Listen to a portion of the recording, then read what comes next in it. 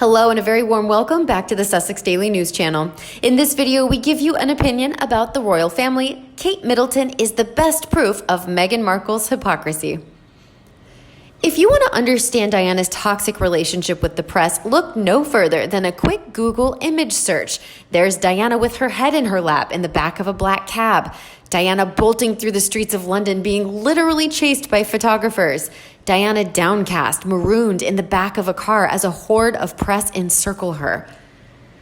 While at times she might have courted elements of the media for her own ends, by and large, she was hunted by a marauding, predatory enemy right until the final tragic end.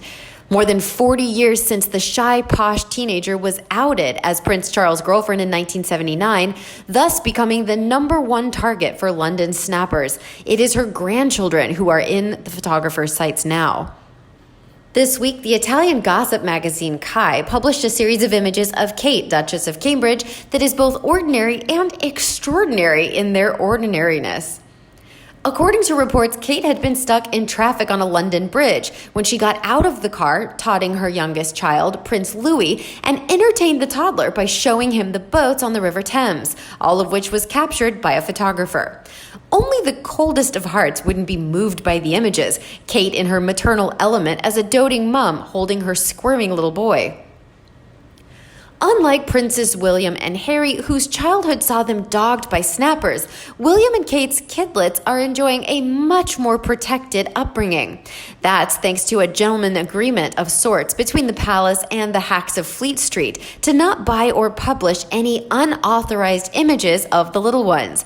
That sort of deal would have seemed inconceivable before Diana's death and the lingering public belief in the culpability of the press.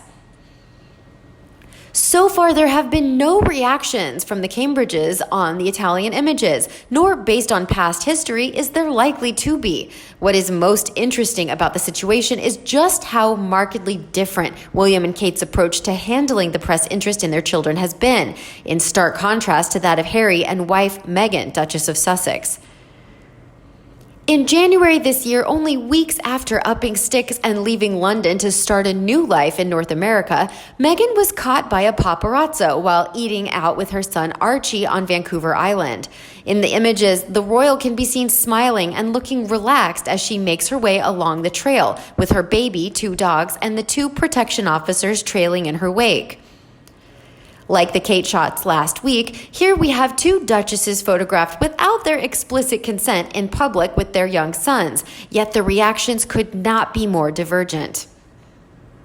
The Sussexes' response was swift and litigious, and the couple's lawyers sending out letters threatening legal action over the shots in February, before revealing this month that they are now suing Splash News over the pics. This move comes after the couple filed a privacy lawsuit in Los Angeles, alleging that the Paps had been using drones and helicopters to take pictures of Archie. Meghan is also suing the Mail on Sunday's parent company for allegedly breaching her privacy after publishing part of a letter she had sent her estranged father. And Harry is suing The Sun, whose parent company News Corp also owns news.com.au, and the Daily Mirror for alleged phone hacking. One expert, at least, believes that the family has a strong case in regards to the Splash lawsuit. Mark Stevens, one of Julian Assange's former lawyers, has told Newsweek that "I think it's almost impossible for Meghan to lose the case, given the scope of the law.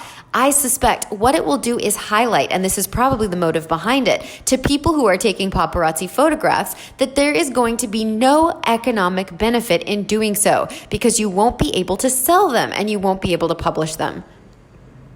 To be clear, both the Cambridges and the Sussexes are clearly devoted parents grimly determined to ensure that their kids enjoy a life as free from the specter of the press as possible. Like all parents, they are simply trying so damn hard to do their best. However, what we're seeing playing out are 2 wildly opposing plans of attack. In essence, what William and Kate have done is establish something of a media détente, a truce of sorts, if you will. At the heart of the Cambridges' approach is an acknowledgement of the vast public interest in their family. When Kate was pregnant with her first child, she reportedly looked to Crown Princess Victoria of Sweden's example as to how to balance public interest in her baby while maximizing privacy. Victoria's thinking was to regularly feed the press shots of her daughter Estelle on birthdays, Christmas, etc., thus satiating a curious and adoring public. In turn, the press agreed to keep something of a respectful distance. For William and Kate, this framework has meant regularly doling out images, generally taken by her or a trusted photographer, of the tots at home.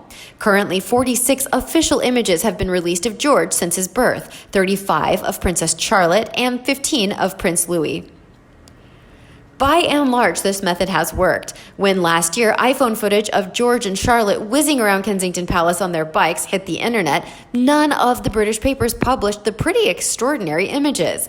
Likewise, the Cambridge kids often visit the Round Pond in the public Kensington Palace gardens to feed the swans and can do so without fear of a lurking paparazzo up a tree. That said, the Cambridges haven't always had such plain sailing. This comparatively peaceful scenario was only reached after a bit of a rocky start. In 2015, the couple's communications secretary put out a press release excoriating some elements of the media, saying that there have been an increasing number of incidents of paparazzi harassment of Prince George, and the tactics being used are increasingly dangerous. Photographers are going to increasingly extreme lengths to observe and monitor Prince George's movements and covertly capture images of him to sell to the handful of international media titles still willing to pay for them. What William and Kate have managed to do is to keep the prying press and public at arm's length while maintaining some control over how and when the media has access to their family. At the heart of the Cambridge plan is an implicit acknowledgement, like it or not, that there will always be huge global interest in their family and that it is savvier in the long term to manage that situation than trying to ignore it or fight it. Harry and Meghan, by contrast, seem to be perpetually trying to resist exactly that. While they might no longer be senior working members of the royal family or able to style themselves as her Royal Highness, while they might now be picking up their own bills and forging a life of their own in Santa Barbara, they are and always will be objects of intense global fascination. No changing of their nomenclature is going to damn the public adoration for and interest in them and their son, no matter how much they must crave it. Also, it's worth pointing out that they had quit as frontline royals but stayed living in the UK. They would have enjoyed already established protections from the press, such as the deal regarding photographing kids, and the fact that the airspace above royal residences is restricted, thus no drones. Harry and Meghan seemingly have zero intention of ceding even an inch and look intent on waging war to try and maximize Archie's privacy. Their fierce, fiery determination to shield their son from a nosy public is truly impressive. If they do win their courtroom media battles, they stand to achieve something truly remarkable and priceless: for Archie to grow up far, far away from prying lenses. The Sussexes' game plan could also backfire, serving to antagonize the press and to confirm the price on little Archie's head, paparazzi-wise. No matter what the outcome, it seems highly likely it will tamp down the media frenzy around the little boy's parents. In late August, the celebrity website TMZ painted a grim picture of life in the upscale town of Santa Barbara they now call home, reporting on the influx of paparazzi on the hunt for the shot. The scene on the ground is pretty hectic, especially for an affluent area that's supposed to be an enclave for celebrities looking to escape the limelight. Choppers are zooming over Harry and Meghan's hood, sometimes 4 times a day, and paps are staking out their home and a nearby shopping center. Whether Harry and Meghan's high-stakes, lawyer-heavy stance will ultimately prove more successful than the Cambridge's strategy of appeasement still remains to be seen.